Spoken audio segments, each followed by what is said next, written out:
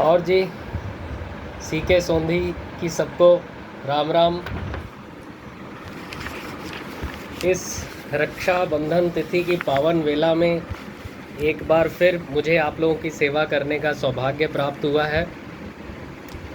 भगवान का इसके लिए मैं कोटि कोटि धन्यवाद देता हूँ। आज का हमारा जो विचार है, अक्सर एक सवाल आता है, क्या माता पिता को कन्या के घर का अन्न खाना चाहिए या नहीं। तो उस पे प्रकाश डालते हुए बताते हैं, माता पिता ने कन्या का दान कर दिया तो वह उस घर की मालकिन बन गई। जिस घर में कन्या का दान हुआ ना, उस घर की वो मालकिन बन गई। अक्सर इस बात का बहुत विरोध होता है कि भाई कन्या है, चाहे है तो मनुष्य, तो दान तो वस्तु का होता है, वो कोई वस्तु नहीं है ना।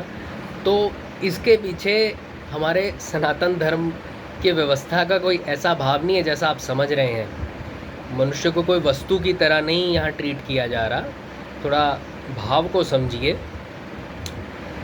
अब आप देखिए, देने वाले कन्या के माता पिता हैं, ठीक है, और देने वाला दाता बड़ा हुआ ना, है ना। लेने वाला तो जो याचक है ना, देखा जाए तो वो छोटा हुआ। पर आप ये देखिए सनातन धर्म की सुंदरता कि कन्या दान करते हुए भी जो कन्या पक्ष वाले हैं वो झुके रहते हैं, है ना। झुकना मतलब आदर सम्मान देना किसी को, है ना। और यहाँ पे जो वर पक्ष वाले हैं, एक तरह से उनका भी अहंकार मिटाया जाता है। कैसे कि उन्हें दान लेना पड़ रहा है, तभी उनका आगे वंश चलेगा, है ना। तो भाव ये है, आप थोड़ा समझिए इस चीज़ को। तो अब जिस घर में कन्या का दान हुआ, वो कन्या वहाँ की मालकिन बनी है। वहाँ की कोई वस्तु नहीं है, वो वहाँ की मालकिन है? अब माता पिता को उसके घर का अन्न लेने का अधिकार नहीं है। समझिए ना बात को, क्योंकि जो चीज़ हमने दे दी, जो दान कर दी एक बार किसी को, उस पे फिर हमारा अधिकार नहीं रहता। आज तो मैं कहीं कुष्ठ आश्रम या कहीं जाऊं, वहाँ दान दे के आऊँ और बाद में वो अपनी वस्तु वापस मांगूँ, तो लोग मुझे क्या कहेंगे? मूर्ख ही कहेंगे। कैसी मूर्खता कर रहा है। अब दान की हुई वस्तु पर दाता का अधिकार नहीं रहता। साफ तौर पे बताया है, दान की हुई वस्तु पर दाता का अधिकार नहीं रहता। हमने एक कथा सुनी है, अब एक बहुत ही सुंदर कथा ब्रिजधाम की यहाँ सुनाते हैं।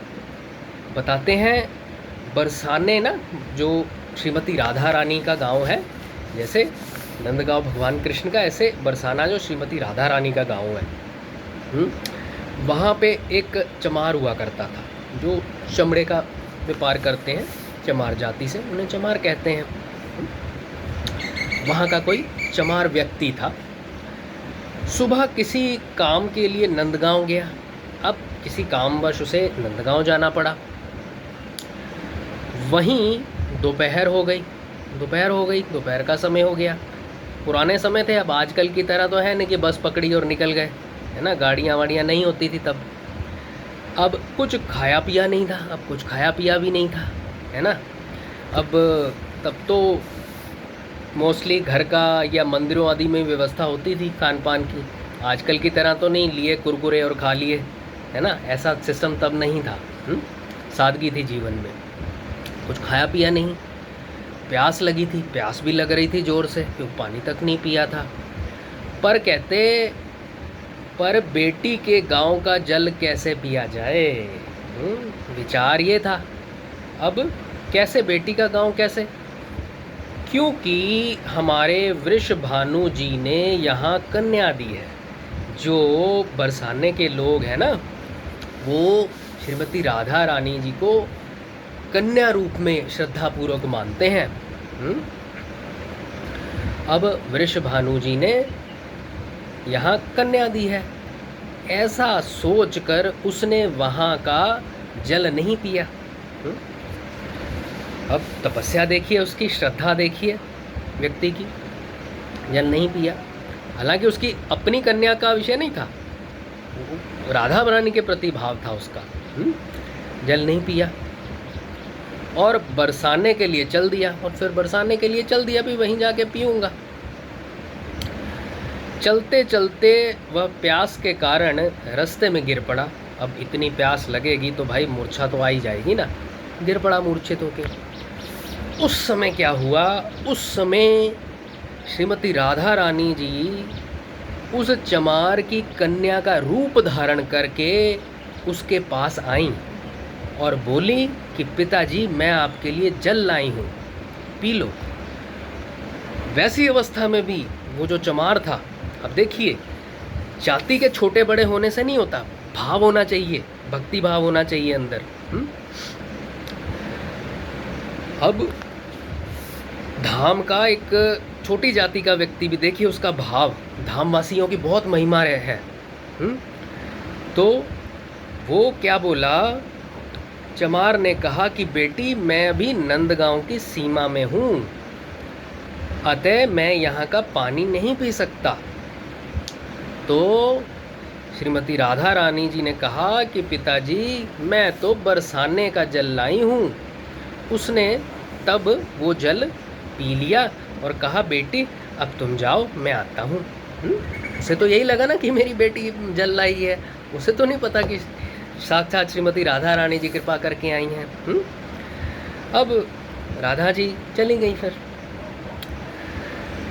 चमार अपने घर पहुंचा तो उसने अपनी बेटी को गोद में लेकर कहा, बेटी तुमने जल पिलाकर आज तो मेरे प्राण बचा लिए, मेरी जान बचा ली तूने तो।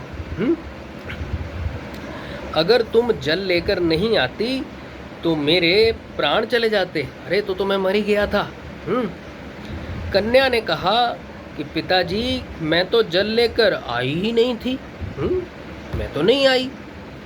तब चमार समझ गया कि ये तो साक्षात श्रीमती राधा रानी जी थी जो कन्या का रूप धारण करके जल पिलाने आई थी।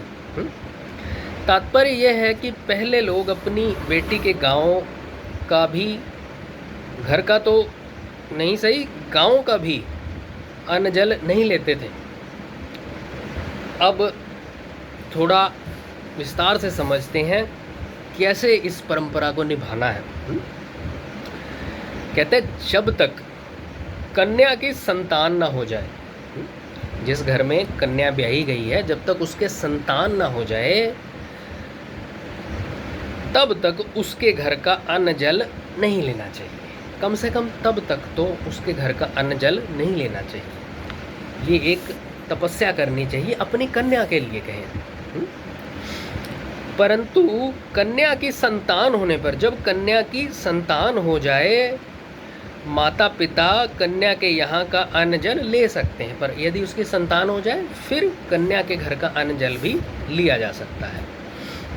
कारण कि दामाद ने केवल पितृ ऋण से मुक्त होने के लिए ही कन्या स्वीकार की है। पितृ ऋण से मुक्त होने के लिए दूसरे की कन्या उसने स्वीकार की है। कन्यादान इसलिए दामाद ने ग्रहण किया है, पितृ ऋण से मुक्त होने के लिए। उससे संतान होने पर दामाद पितृ ऋण से मुक्त हो गया।